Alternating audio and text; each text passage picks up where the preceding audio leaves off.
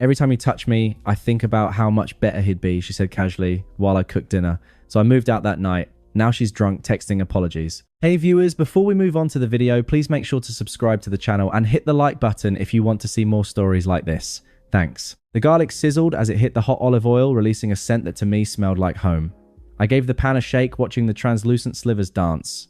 It was a Thursday, and Thursday was pasta night. Not just any pasta, but her favorite linguine. With clams, a splash of white wine, and a ridiculous amount of fresh parsley. She'd had a shitty day at work. I'd seen it in the tight set of her shoulders when she'd walked in, dumping her bag by the door with a sigh. So I was deploying the big guns, the good olive oil, the one we brought back from that little market in Tuscany, the expensive clams. I was even toasting the breadcrumbs from scratch. It was a ritual. This cooking my way of building a fortress around us, brick by brick, meal by meal, against the crap the world threw our way. In 2 years of living together, I'd learned that a good dinner could fix most things. Or at least, I thought I had. My internal monologue was a comfortable, lazy river. She'll love this. The wine is chilled. We can eat on the couch, watch that terrible reality show she pretends to hate, and just be. This weekend, maybe we can finally drive out to the coast. She's been talking about seeing the ocean for months. I glanced over my shoulder. Sarah was curled on the sofa, her back to me, the blue light of her phone washing over her face.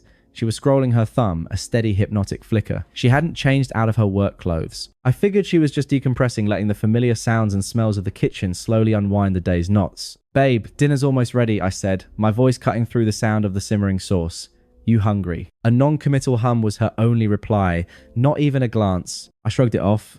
Tough day. I turned back to the stove, giving the sauce a final stir. The clams had all popped open. Perfect. I was just about to drain the linguine when her voice cut through the domestic buzz casual as a weather report. You know what's weird? I smiled slightly, not turning around, assuming she was about to share some ridiculous meme or office gossip. What's that? The pasta water bubbled furiously. I reached for the colander in the sink. Every time you touch me now, she said, her tone flat and observational, still utterly focused on her screen. I think about how much better he'd be at it. The world did not tilt. It did not shatter. It simply stopped. My hand hovering over the colander froze. The sizzle of the pan, the roar of the boiling water, it all receded into a distant muffled hum as if I'd been plunged underwater. The words hung in the steam-filled air, sharp and grotesque, completely divorced from the scene around them. I slowly turned around. She hadn't moved. The phone was still held aloft, her face bathed in its glow. My voice, when I found it, was strained, a thin wire about to snap. What? She finally looked up, but not at me. Her gaze was somewhere past my shoulder, as if she were explaining a complex but mildly boring concept to a slow child. There was no malice, no guilt, just a detached clinical assessment. I mean, you're nice. You're comfortable. She gave a slight, almost imperceptible shrug. But Ryan actually knows how to make a woman feel wanted. You know, Ryan, the name was a punch to the gut, knocking the air from my lungs. Ryan, her personal trainer. The guy with the too white smile and the constant posts about optimizing your life. I'd met him once when I picked her up. He'd given me a firm, performative handshake and called me boss. Ryan, I managed to choke out. You, a trainer? Yeah, she said as if it were the most obvious thing in the world. She finally met my eyes, and for a fleeting second I saw a flicker of something. Not remorse, but impatience, annoyance that I was forcing her to state the obvious. It's just different. Don't make a big thing out of it. And with that, she looked back down at her phone. The conversation was over. For her, for me, the foundation of the life I had been so carefully, lovingly building had just vaporized. The fortress was gone, and I was standing in the ruins, covered in the dust of my own naivety. The smell of garlic and wine, once so comforting, now felt sickly and cloying. The carefully prepared meal in the pan was just food. A prop and a play that had just ended abruptly and with brutal finality. I stood there for a full minute, maybe two, just watching her. The casual slope of her shoulders, the way she bit her thumbnail as she scrolled, the complete and utter normality of her posture, as if she hadn't just taken a hammer to our entire relationship with a single offhand comment. Don't make a big thing out of it. Slowly, mechanically, I turned off the burners. The sizzling died. I drained the pasta, the steam rising to fog the window over the sink. I didn't speak. I plated the food. 2 plates. I carried them to the small dining table and set them down. Dinner's ready. I said my voice is strangers. She uncurled herself from the couch and came to the table, sliding into her usual chair. She picked up her fork and began to eat. I sat across from her, looking at my own plate. The linguine looked perfect, the clams plump, the parsley bright green. It looked like a photograph from a cookbook. I picked up my fork, pushed the food around, and brought a single tasteless bite to my mouth. We ate in a silence so profound, so heavy, it felt like a physical presence in the room. The only sound was the clink of her fork against the plate and the deafening echo of her words playing on a loop inside my shattered head. Every time you touch me, how much better he'd be. The food was ash in my mouth.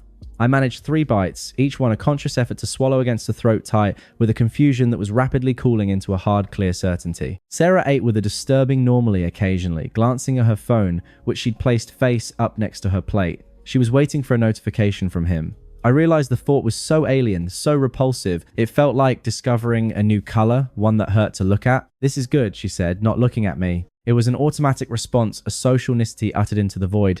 She didn't mean it. Or maybe she did, and that was worse, that she could compartmentalize so completely enjoying a meal prepared by the man whose touch she just declared inferior. I didn't reply. I just watched her studying the familiar landscape of her face, as if seeing it for the first time.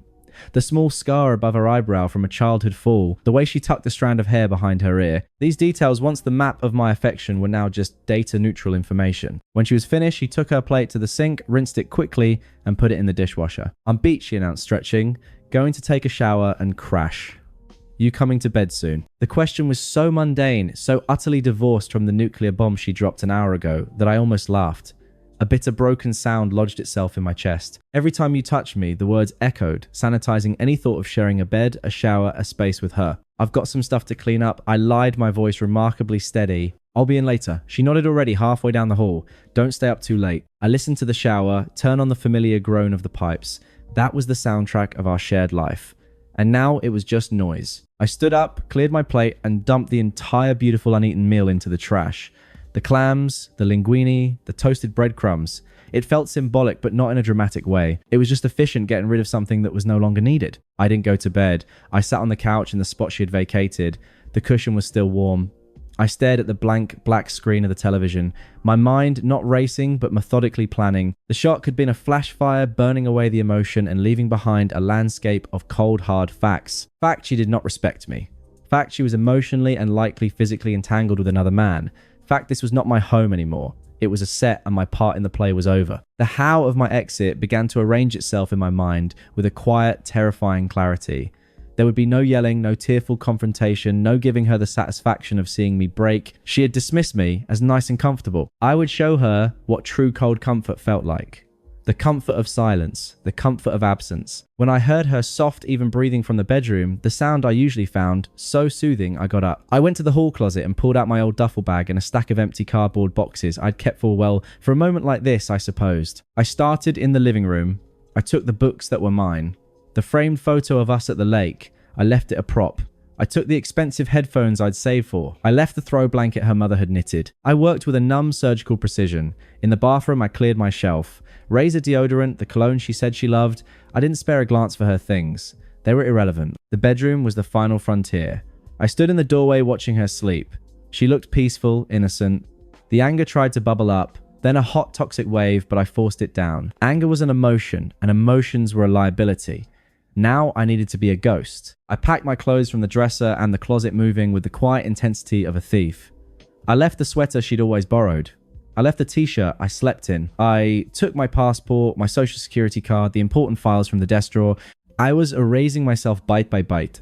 By 3:00 a.m., the duffel bag and 3 boxes contained the sum total of my life in this apartment. Everything else was either hers or ours, and ours was a concept that had died over a plate of linguine. I loaded the car, the night air cool and sobering on my skin. Each trip to the silent street was a step toward freedom. When the trunk was full, I went back inside one last time. I took a picture of the clean, empty space in the closet where my clothes had been. I took a picture of the bare shelf in the bathroom. I wasn't sure why. Evidence, maybe proof that I had been here, and now I was not. Then I took the key off my ring, the little silver key to this apartment I'd called home. I placed it squarely in the middle of the kitchen counter on the spotless granite where I'd cooked our last meal. I closed the door behind me without a sound. The click of the latch was the quietest, most definitive sound I had ever heard. I didn't go to a hotel. I drove to a 2-4-hour diner on the other side of town, ordered a coffee I didn't drink, and at 9:00 a.m., a.m. on the dot. I called my boss. Hey, it's Mark. I said my voice impressively normal. I'm dealing with a personal emergency. I need to take the day. Then I called the landlord, Mr. Peterson. Mr. Peterson, Mark Higgins, I'm calling to formally remove myself from the lease at 214 Maple Drive. Effective immediately. My partner, Sarah Reed, will be assuming full financial responsibility from this point forward. I am emailing you a signed letter to that effect as we speak. There was a pause on the other end. Is everything all right, son? Everything is settled. I said the phrase feeling perfect on my tongue. Thank you for everything. I hung up. I sat in the diner booth, the hum of the fluorescent lights overhead, and I waited. I didn't have to wait long. My phone buzzed on the Formica table. Sarah. I watched it ring, a strange sense of calm settling over me. The screen went dark. A moment later, it lit up again with a voicemail notification. I took a sip of my cold coffee and played it on speaker, the tiny sound barely rising above the clatter of plates. Voicemail 1. Her voice was a mix of confusion and rising panic. Mark, where are you? All your stuff is gone. What the hell is going on? The closet is empty. Your shampoo is gone. What is this? Call me back. This isn't funny. I deleted the voicemail. I finished my coffee. The silence in my new temporary life was no longer heavy. It was light. It was mine, and it was just beginning. The first week was a study in silence. I rented a furnished studio apartment on the opposite side of the city. It was a blank canvas, beige walls, a single window looking out onto a brick wall, a couch that smelled faintly of cleaner. It was perfect. There were no ghosts here, no memories in the corners, no lingering scent of her perfume in the air. The silence was the first gift. In the old apartment, silence had been a tense, waiting thing. Here it was, just quiet, peaceful. I didn't have to listen for the judgment in a sigh or the dismissive tap of a phone screen. I could just be. I didn't block her number. A part of me, the part that was still processing the sheer audacity of her betrayal, needed to see it play out. Leaving the line open wasn't about hope. It was about witnessing the consequences. It was a passive, powerful act of spectatorship. My healing wasn't dramatic. It was procedural, like my packing had been. I found a gym, a no-frills meat and potatoes place with clanging iron and grunting man, a universe away from Ryan's sleek perfume torture chamber. I went every day. The burn in my muscles was a clean pain, one I understood and controlled. It scrubbed the mental static away. I reconnected with friends I'd slowly drifted from during my 2 years with Sarah. We went to a sports bar, ate wings, and laughed about things that had nothing to do with my collapsed life. They didn't ask and I didn't tell. It was a relief. My internal voice, once a confused and wounded echo of her words, began to change. It became clearer, sharper. She was a weight you didn't know you were carrying. It said, "One morning as I enjoyed coffee in the quiet of my studio, and now you're free." The text started after about 10 days. The first one was Shu Tanxing, tinged with a frustration that I wasn't playing my assigned role. Text 1 from Sarah. "Okay, I get it. You're mad. Can we please talk? The landlord is being a dick about the rent." I read it, felt nothing, and put the phone down. I was in the middle of applying for new jobs, ones with better pay and a clearer path forward. My future was a spreadsheet, not a therapy session. The voicemail came 2 weeks later. Her voice was different, shakier, stripped of its casual cruelty. Voicemail 2. Her voice was thick, as if she'd been crying. "Mark, I saw Ryan at the gym with Sarah. He was doing the same things with her. The same stretches, the same adjustments. He was whispering to her. I was just one of God. I was so stupid. Please, I need to talk to you. I can't do this alone." A grim smile touched my lips. One of many. The great Ryan, the man who knew how to make a woman feel wanted, had a conveyor belt of clients. She wasn't special. She was just available. The irony was so perfect, it was almost poetic. I didn't call back. I deleted the voicemail and went for a run. The rhythm of my feet on the pavement was a better conversation than anything I could ever have with her. The drunk texts began a few nights later. They were a messy, pathetic cascade, a window into a life unraveling in real time. Text 3114 AM. "I'm so sorry. I never meant it. You were the best thing I ever had.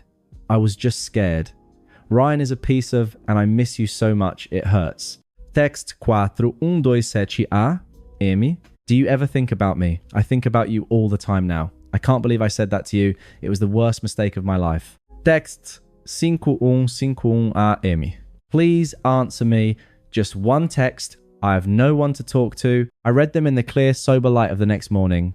There was no satisfaction, only a distant pity, the kind you might feel for a character in a sad movie.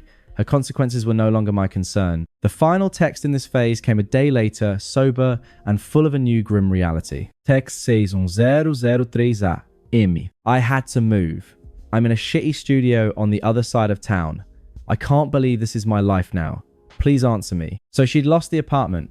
The home I had meticulously built for us, the one she had so carelessly poisoned, was gone. She was now in a box similar to mine, but hers was filled with the rubble of her own choices, while mine was a foundation. I stood at my window, looking at the brick wall.